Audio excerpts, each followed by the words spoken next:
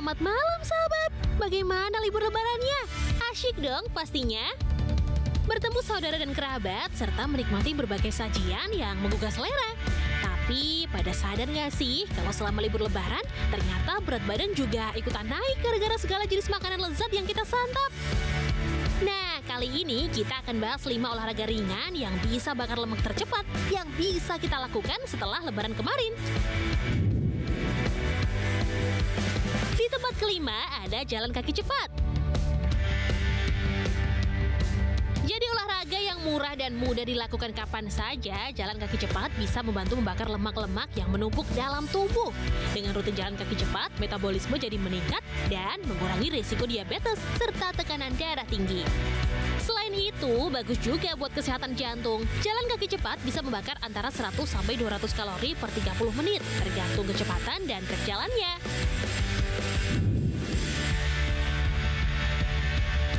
Keempat, ada yoga. Yoga adalah olahraga yang melatih fleksibilitas, keseimbangan, hingga menenangkan pikiran. Selain itu, yoga juga memiliki beberapa gerakan yang bisa membakar kalori dan mengurangi lemak tubuh. Mulai dari plank, sun salutation, hingga warrior PSI bisa mengencangkan otot dan membentuk tubuh lebih proporsional. Olahraga ini juga bisa dilakukan di rumah dengan peralatan sederhana. Yoga bisa membakar 100 hingga 300 kalori per 30 menit.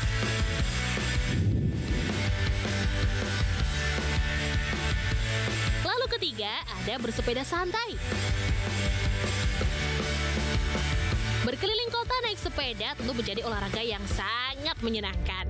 Pemandangan luar ruang ditemani dengan hembusan angin sepoi-sepoi bisa jadi obat mujarab bagi kesegaran pikiran yang suntuk. Bersepeda bermanfaat untuk kesehatan jantung dan paru-paru. Selain itu, bersepeda juga melatih keseimbangan dan koordinasi tubuh. Dengan bersepeda santai selama 30 menit, kita bisa membakar sampai dengan 250 kalori.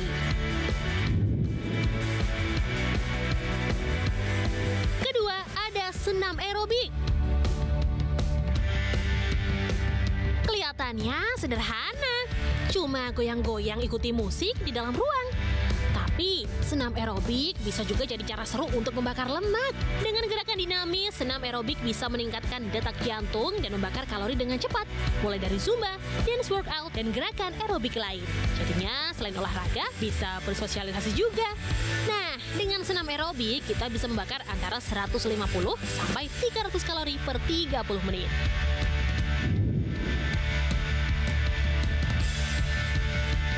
Di tempat pertama ada skipping atau lompat tali. Terlihat sederhana, skipping atau lompat tali hanya bermodalkan tali dan pakaian yang nyaman. Lalu lompat-lompat mengikuti ritme tali berayun. Intensitasnya pun bisa kita sesuaikan dengan kemampuan. Mau cepat atau lambat bisa kita atur sendiri. Dalam setiap 30 menit, skipping bisa membakar antara 350 sampai 400 kalori. Nah, informasinya sudah, tinggal niat dan pelaksanaannya aja nih. Dan biar nggak bosen, bisa juga dicampur antara satu olahraga dengan olahraga lain. Semangat untuk hidup lebih sehat ya, sahabat!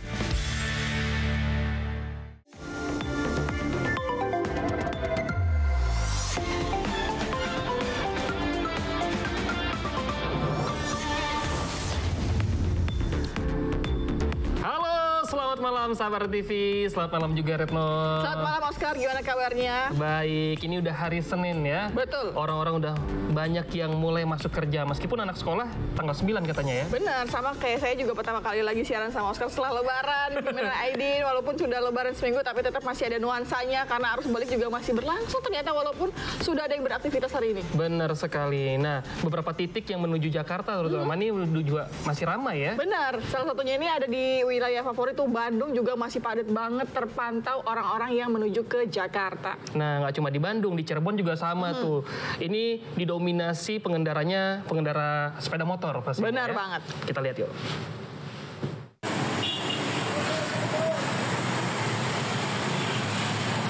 Ribuan kendaraan pribadi berplat nomor Jabodetabek memadati Jalan Terusan Paster untuk masuk ke Tol Purbalenyi, Bandung, Jawa Barat, Senin malam. Antrean menuju gerbang Tol Paster pun mengular panjang hingga ke kawasan Dago dan Cihampelas. Sejumlah titik wisata dan pusat oleh-oleh di Kota Kembang ini juga sudah ramai sejak akhir pekan kemarin hingga berakhirnya masa cuti bersama hari ini. Selasa besok, sejumlah pekerja sudah mulai masuk kantor untuk bekerja seperti biasa. Kepadatan dengan arah tujuan yang sama juga terjadi di jalur arteri Pantura Cirebon, Jawa Barat. Membludaknya jumlah pemudik sepeda motor ke arah Jabodetabek membuat arus lalu lintas padat merayap. Bahkan sejumlah kendaraan terjebak kemacetan panjang.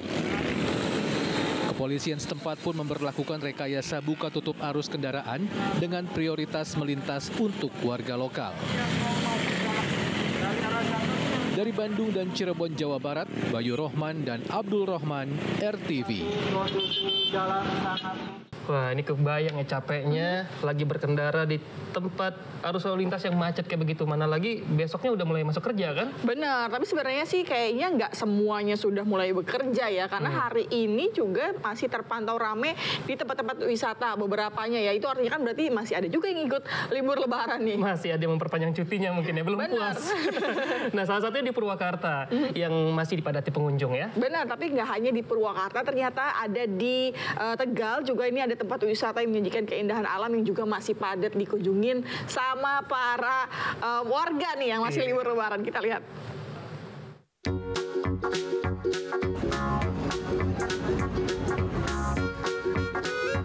Ya, udah hari Senin, mulai kerja lagi deh.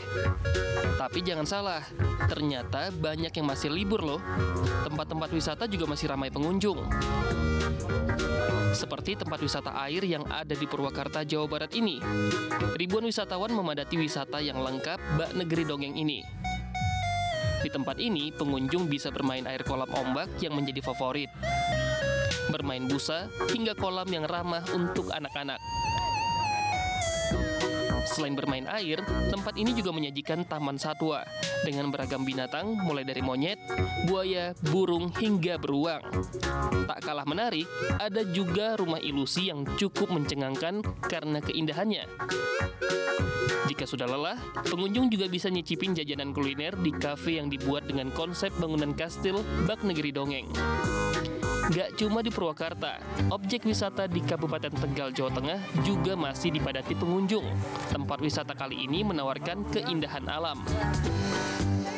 Dengan area yang luas, tempat ini dipenuhi tanaman rumput hijau yang tumbuh dengan asri, serta ditumbuhi dengan pohon-pohon pinus yang begitu tinggi. Di sini juga banyak spot foto yang menarik loh. Tempat ini menampilkan bangunan-bangunan estetis hingga sebuah danau kecil yang konon menjadi tempat jatuhnya bintang atau lintang dari langit. Gimana? Seru kan?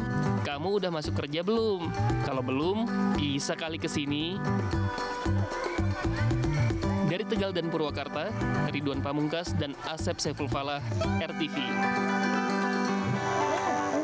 Tuh kan benar masih rame yang liburan lebaran. Benar, kita udah mulai masuk kerja ya. Iya, harusnya masuk liburan. Tapi kalau ngomongin dong jadi. kalau kita ngomongin soal liburan gini, kalau ngelihat kayak gitu tuh orang-orang liburan, inget nggak waktu itu pernah di Taman Safari viral pengunjung yang turun dari mobil padahal udah dilarang tuh ada tulisannya. Oh, inget banget dong. Itu kan sampai viral banget karena memang bahaya kan. Benar, tapi ternyata banyak binatang-binatang buas di situ. iya, udah tahu bahaya, ternyata itu nggak bikin kapok juga. Viral pun nggak bikin kapok karena kejadian lagi. Tapi kali ini di Taman Safari Pasuruan. Aduh, ini bukannya jadi pelajaran yang kemarin, malah ditiru-tiru. Kita lihat yuk. Lah, turun dari mobil banget ini. Cuma buat foto pula.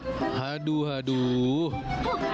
Ya, inilah sahabat hasil tangkapan kamera pengunjung Taman Safari 2 Prigen, Pasuruan, Jawa Timur. Rekaman video ini kemudian diunggah akun @Surabaya Kabar Metro memperlihatkan 2 pemuda turun dari mobil saat berada di area Satwa Kudanil 31 Maret lalu. Warganet pun ramai berkomentar pedas melihat aksi pengunjung yang melanggar aturan Taman Safari 2 Prigen itu. Padahal di area Safari Adventure tidak diperkenankan membuka kaca mobil, memberi makan, apalagi turun dari kendaraan terkait aturan keselamatan.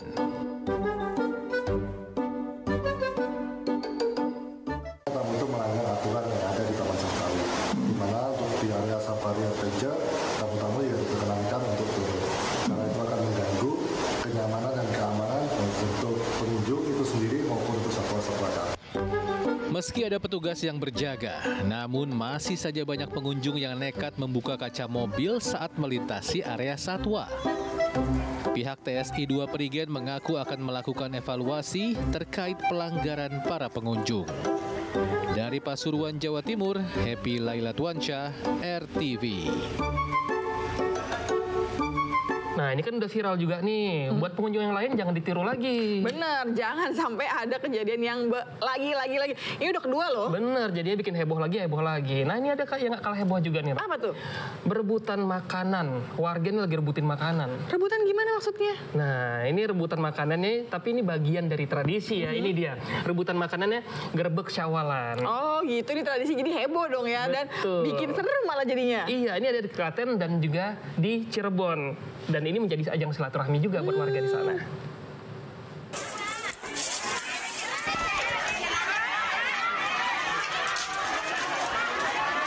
Lagi ngerebutin apaan sih sampai ricuh begini?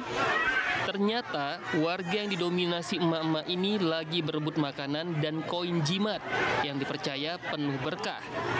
Ini jadi bagian tradisi Gerbek Syawal yang digelar keluarga Keraton Kanoman, Kota Cirebon, Jawa Barat. Tradisi ini biasa digelar 7 hari pasca Lebaran. Rangkaian tradisi ini diawali dengan berziarah ke makam Sunan Gunung Jati sebelum berebut makanan dan koin dilakukan. Tradisi Gerbek Syawal ini sudah dilakukan keluarga besar Keraton Kanoman sejak ratusan tahun silam sebagai bentuk rasa syukur kepada Allah Subhanahu wa Ta'ala. Berebut makanan dalam tradisi Gerbek Syawalan juga dilakukan ribuan warga di Klaten, Jawa Tengah. Gak tanggung-tanggung, sebanyak 1,2 ton ketupat diperebutkan warga. Sebelumnya, gunungan ketupat yang dikombinasi dengan buah dan sayur diarak menuju Bukit Sidoguro, Kecamatan Bayat. Kemudian didoakan dan dalam hitungan detik, gunungan ketupat ini langsung diserbu warga. Selain dipercaya memberikan keberkahan, tradisi ini juga jadi ajang silaturahmi halal bihalal warga.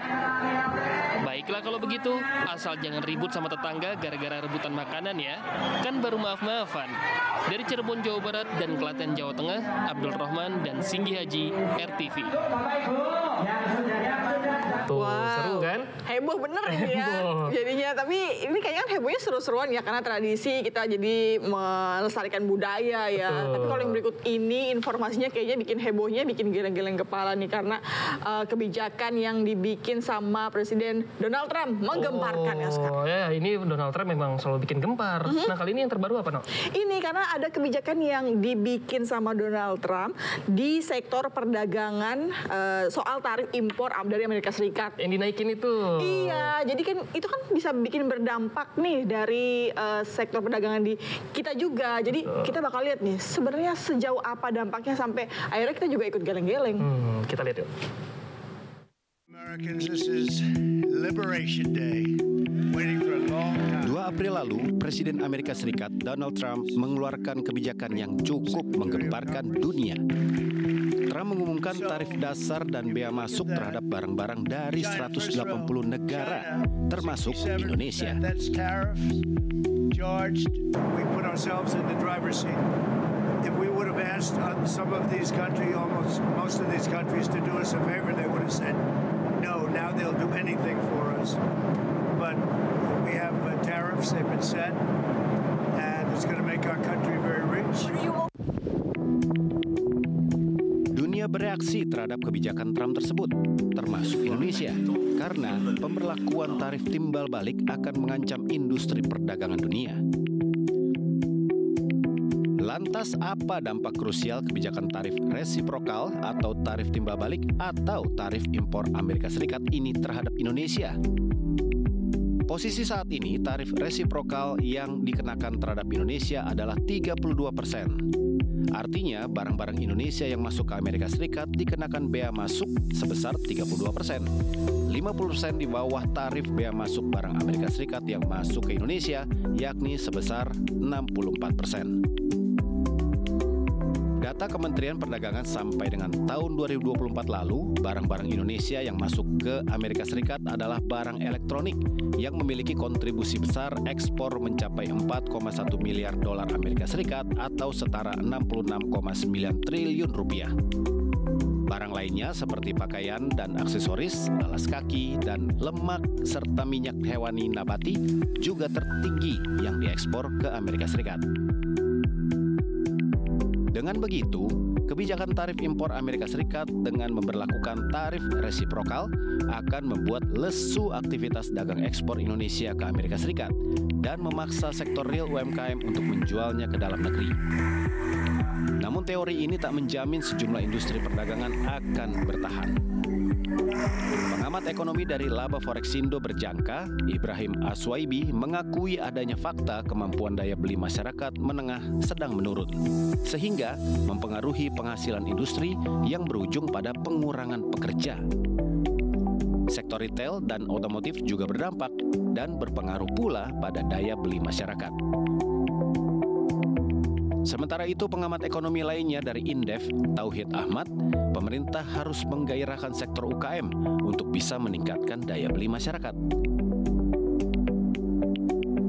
Artinya, kebijakan tarif resiprokal akan berdampak pada turunnya omset perusahaan perdagangan yang memiliki barang kualitas ekspor, namun terpaksa dijual di dalam negeri. Sementara daya belanja ibu-ibu belum sepenuhnya bisa membeli barang-barang luar negeri maupun barang kualitas ekspor yang memiliki harga lebih tinggi.